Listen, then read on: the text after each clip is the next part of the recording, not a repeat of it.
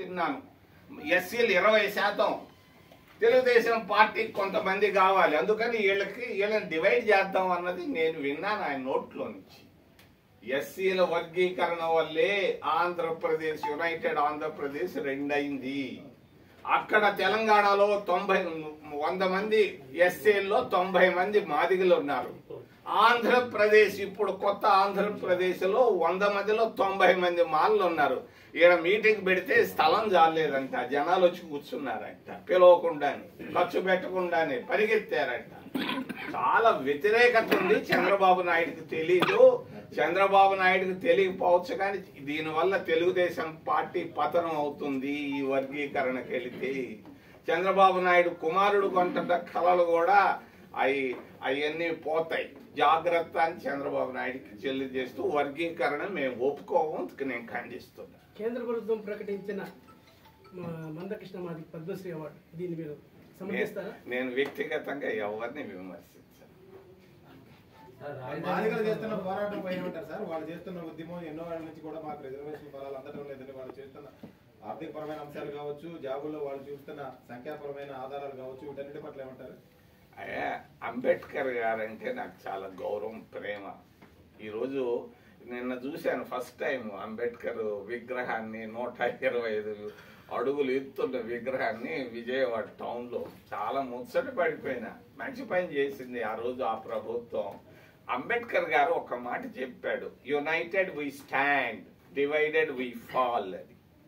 అంబేద్కర్ గారి సిద్ధాంతాన్ని నేను నమ్ముతున్నా.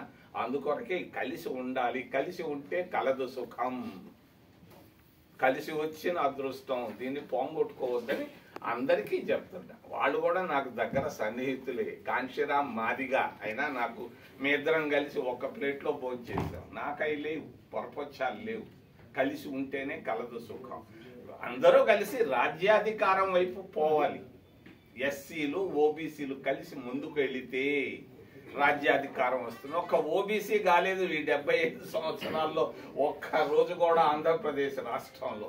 పక్కనే స్టాలిన్ అయ్యాడు, కర్ణాటకలో సిద్ధరామయ్య అయ్యాడు, ములాయం సింగ్ అయ్యాడు, లల్లుపు. ఎందుకు ఒక ఓబీసీ ముఖ్యమంత్రి కాకూడదు ఆంధ్రప్రదేశ్ రాష్ట్రంలో? వాళ్ళు చేసిన పాపమేంటి? ఈ దశలో పోవాలని మేము తెలియజేస్తాం. అభివృద్ధి వికేంద్రీకరణ పేరుతో జగన్మోహన్ రెడ్డి ఆ రోజు కర్నూలుని హైకోర్టుకి తీసుకొస్తానని చెప్పాడు. అట్లానే వైజాగ్ అన్ని ప్రాంతాలు అభివృద్ధి చేస్తారు. ఇప్పుడు ఈ ప్రభుత్వం ఏమో అక్కడ బెంచి, తర్వాత మిగతా చోట్ల బెంచ్లు ఏర్పాటు చేస్తానంటారు. దీని వ్యత్యాసం ఏమో గమనించారు? నేను అదే చెప్పాను. బెంచ్ నేను మదురైకి ఇప్పించాను. జయలలిత నాకు చెప్పింది, పివి నరసింహారావు చెప్పి మదురైలో ఒక బెంచి స్కూల్ వల్ల ప్రయోజనం లేదు. వాళ్ళకి కావాల్సింది మంచి స్కూళ్ళు, కాలేజీలు, మంచి హాస్పిటళ్ళు, రోడ్లు. పని చేసేదానికి ఉపాధి హామీ పథకంలో దినానికి ఒక 500 రూపాయలు వచ్చేటువంటి ఇటువంటి పనులు చేస్తే వాళ్ళు ఇష్టపడతారు. కావాల్సింది ఇది. ఆకలితో పడుకుంటున్నారు ఎస్సీలు, ఎస్టీలు, ఓబీసీలు కూడా. ఇంకొక విషయాన్ని గురించి కూడా దాపెరకం లేకుండా చెప్పదలుచుకున్నాను. నేను చాలా బాగున్నారు కాపులు, బలిజలు అని ఆంధ్రప్రదేశ్ రాష్ట్రంలో అనుకున్నాను. మొన్న కాకినాడకి వెళ్తే కాపుల పరిస్థితి బాగా లేదు. ఒక మంత్రి ఈరోజు మాజీ మంత్రి మందులు లేక ఇబ్బందులు పడుతున్నాడు. కాపు వర్గం నుంచి ఏం చేస్తున్నాడు పవన్ కళ్యాణ్? కాపుల నేత అంటాడు. ఏమయ్యా పట్టించుకోవా కొంచెం? కాపుల పరిస్థితులు కూడా ఆర్థిక పరిస్థితులు చాలా అధ్వానంగా ఉన్నాయి. ఒక్క కాపు నాయకుడే కాదు, అందరి నాయకుడు కాదండి. ఎవరు? పవన్ కళ్యాణ్. అయ్యా వాళ్ళ అన్న నాకు ఫ్రెండ్. మేమిద్దరం, ఆయన ఎమ్మెల్యే, నేను ఎంపీగా ఉన్నా. ఆయన గురించి నేను ఎక్కువ మాట్లాడదలుచుకోలేదు. వాళ్ళ కుటుంబం అంటే అల్లూరు రామలింగయ్య కుటుంబం అంటే నాకు ఇష్టం. రాష్ట్రంలో కాంగ్రెస్ పార్టీ పరిస్థితి బతుకుతుందా? అసలు ఎంతే ఉంటుందా? మంచి ప్రశ్న. జగన్ రాడా మళ్ళా తిరిగి? కారణం ఆయన అడిగింది ఒక్క ఛాన్స్ ఈమెను అడిగాడు.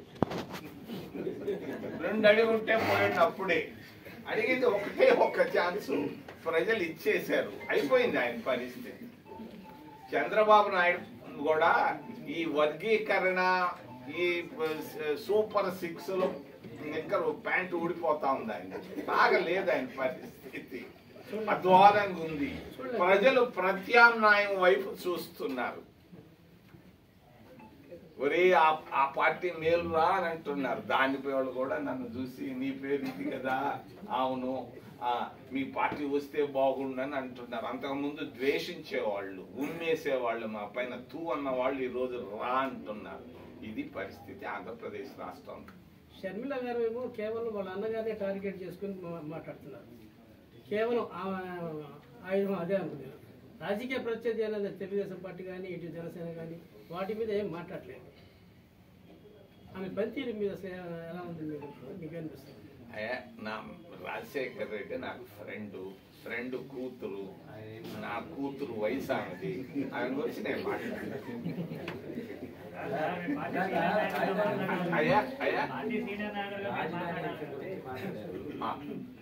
పెడితే రాయలసీమ ప్రాంతం వాళ్ళకి బాగుంటుంది. ఎన్నికలకు ముందు